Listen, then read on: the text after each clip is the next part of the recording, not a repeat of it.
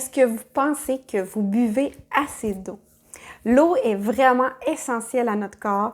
Elle hydrate nos cellules, elle nettoie vraiment notre corps, elle aide nos reins justement à nettoyer notre sang et à nettoyer tout notre corps, à hydrater nos cellules, comme je disais tantôt. C'est vraiment un outil pour notre corps à diluer justement quand il y a de la toxicité dans notre corps.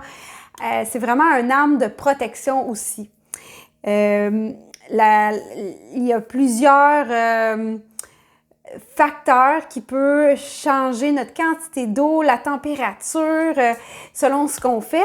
Mais avant que je vous parle de ça, j'aimerais me présenter. Je m'appelle Anne-Marie Lequin, je suis naturopathe holistique. J'accompagne les femmes et leurs familles depuis 14 ans à trouver les causes de leur déséquilibre grâce à la kinésiologie intégrée.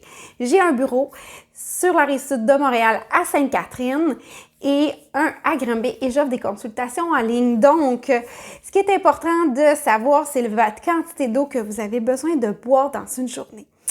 J'ai une formule super simple pour vous aider à calculer combien d'eau vous devriez boire. Vous prenez votre poids et vous le calculez en kilos. Donc, en kilos fois 25 millilitres, ce qui va vous donner le nombre de millilitres que vous devez boire de façon de minimum. Si vous faisiez le maximum, c'est jusqu'à 25 millilitres par kilo. Fait que pour un exemple une personne d'environ 130 livres, on va avoir besoin de boire en minimum 1500 millilitres d'eau. Ce qui est important aussi de savoir, c'est que 65% de notre corps est composé d'eau. Et tout dépendant de notre âge et aussi ce qu'on va faire, l'eau peut monter ou descendre dans notre corps, la quantité d'eau. Fait qu'une personne, justement, dans l'exemple de tantôt, de 130 livres, va vraiment avoir 39 litres d'eau dans le corps.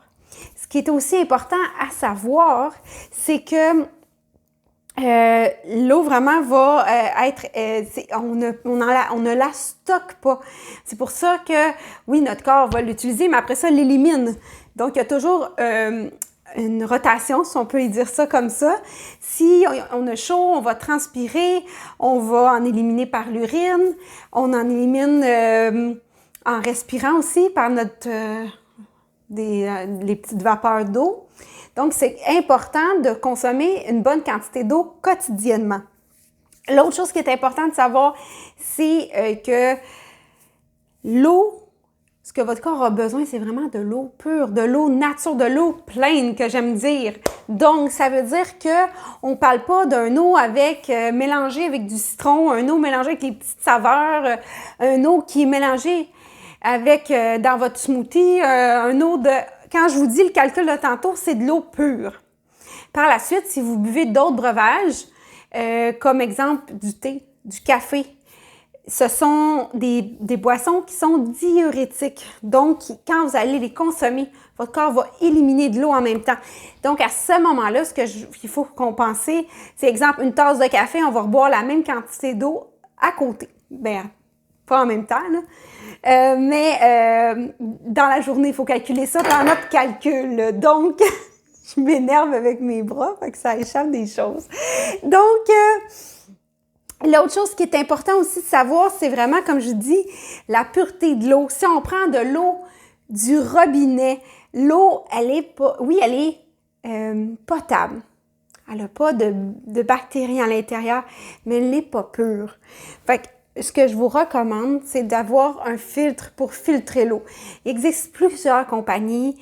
C'est sûr que si on y va dans le bas de gamme, moi, j'y vais avec le Pichet Brita. C'est minimum ça. Parce que au moins, ça filtre une partie du chlore, un peu des métaux lourds. Ce qu'il faut savoir, c'est que dans l'eau que vous buvez du robinet, ça reste que il y a des médicaments qui sont repassés à travers l'eau, tu sais, parce qu'on prend des médicaments, c'est excrété par nos urines. Et fait qu'on a des hormones, on boit des médicaments, on boit des métaux lourds, on boit des pesticides, parce que tout ce qu'on a, on ne pourra pas absorber, il s'en va dans l'environnement et l'eau est repassée, en tout cas. Fait que c'est d'en être conscient que c'est potable, mais ce n'est pas l'idéal.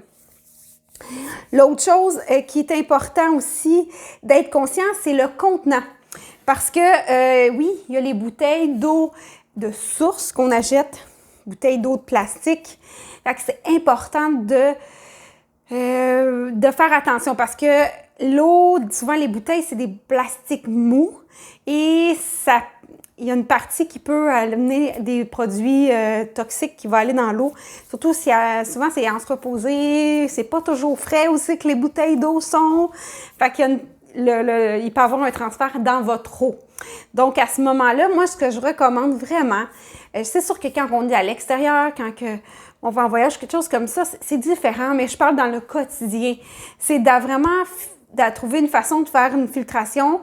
Il existe des compagnies spécialisées que j'ai pas de contact à vous référer à cet instant, mais dans l'idée que vous pouvez aller dans le fond, vous équiper pour faire une bonne filtration de votre eau à la maison.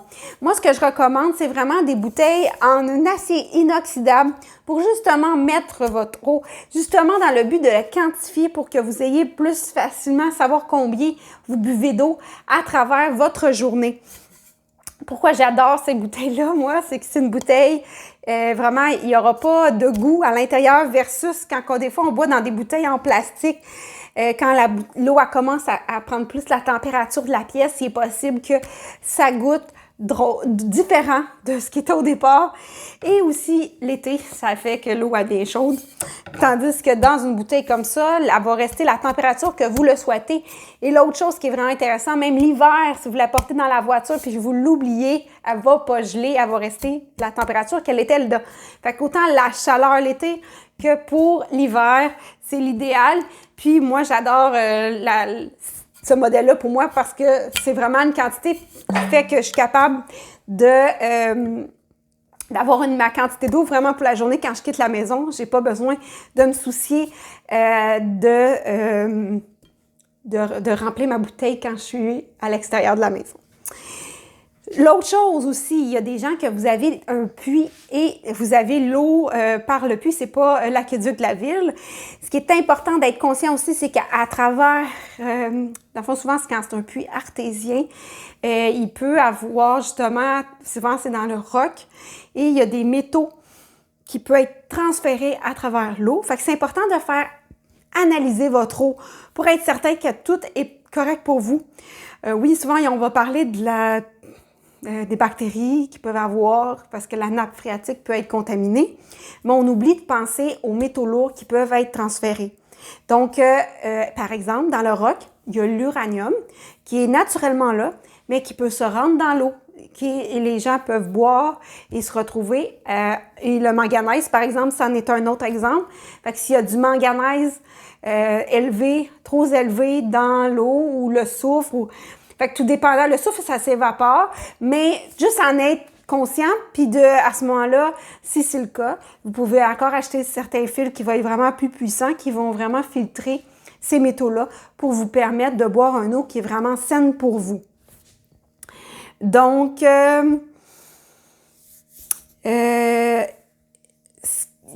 en terminant, ce que j'aimerais vous dire en lien avec tout ça, c'est que comme souvent avec la naturopathie, vous avez plusieurs trucs que je vous donne qui peuvent vous amener à faire des changements dans vos habitudes.